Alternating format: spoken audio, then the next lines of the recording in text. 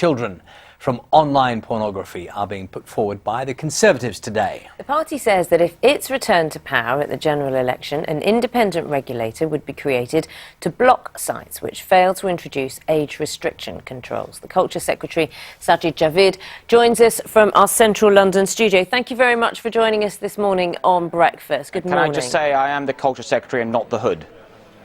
OK, that's good. That's very, very good to know. Let's talk about how you believe that this can work. How will you be able to restrict the availability of this pornographic material when so often many of the web providers, the sites themselves, have been challenged and not been able to do it themselves? This is about protecting children, and your research shows that access to this kind of pornography online is changing the way they think about sexual relationships.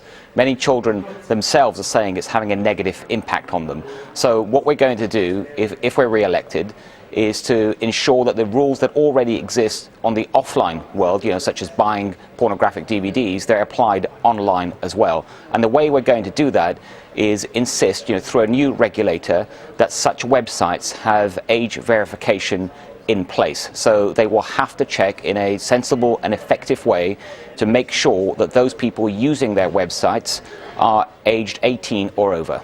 But it's easy to just fake it, isn't it? It's easy if you're under 18 to just tick the box and say you're over 18. So yes, that's why it will not be a tick-the-box process. It has to be an effective way. There will be an independent regulator which will first of all identify the sites that will need to do this, and then it will insist that they have to put in an effective age control mechanism. That might be, for example, things like using credit cards. In some countries like Finland, they've developed things that what are called the e-IDs or electronic IDs. There's a method being used in Germany for access to adult websites. So there are ways there. And there might be new ways in the future. The key thing is it's not for me or politicians to decide what's effective. That will be the job of a regulator, but it is possible. Do you think the Conservatives are up to date? Because in 2013, David Cameron said that the Conservatives needed to be up to date with this problem. We're 18 months on. Nothing's been done about it. You're announcing it now as the election campaign's underway. Doesn't exactly garner faith.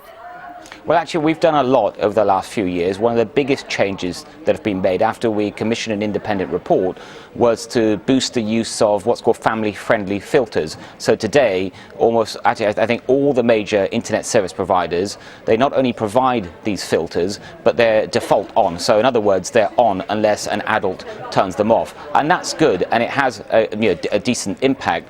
But we wanted to make sure that with online pornography, we're doing everything we can. I mean, there was research just this week from the NSPCC that said, from surveying 12 to 13-year-olds, that 10% of those children said they are addicted to pornography. 10% said that it's causing them or making them want to make their own videos. I mean, these are horrible things, and this is something we need to protect in our society. It's long been a value in Britain and elsewhere that we must protect children. So this is about helping families and giving children the best start in life. The Internet Watch Foundation, just picking up on your statistic, revealed that some children as young as 7 are posting explicit images of themselves. They're doing this on social media sites as well. How are you going to prevent this?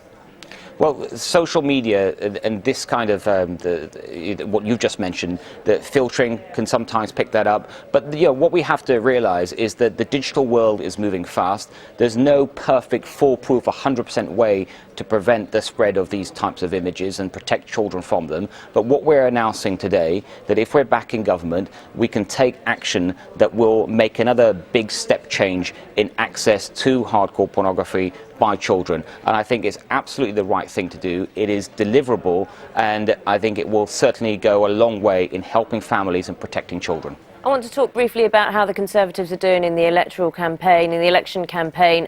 After the 7-way debate, it was indistinguishable as to who was a clear winner. That doesn't make the Prime Minister seem very prime ministerial at the moment. I think you could see from the debate that the only leader that was there was the Prime Minister. He's the only one that came across as a leader. When you look at the other 6 leaders and think about what kind of government they would have, either in coalition or in any other way, it would be chaos for our country. We saw leadership in action, and what we've seen today, for example, one of the headlines that is in one of the papers is about Nicola Sturgeon, and she herself, the SNP leader, thinks that Ed Miliband is not up to the job. OK, Sajid Javid, Culture Secretary, not the hood, as you made very clear at the start of this interview. Thank you very much for joining us. Some viewers might be a little bit confused by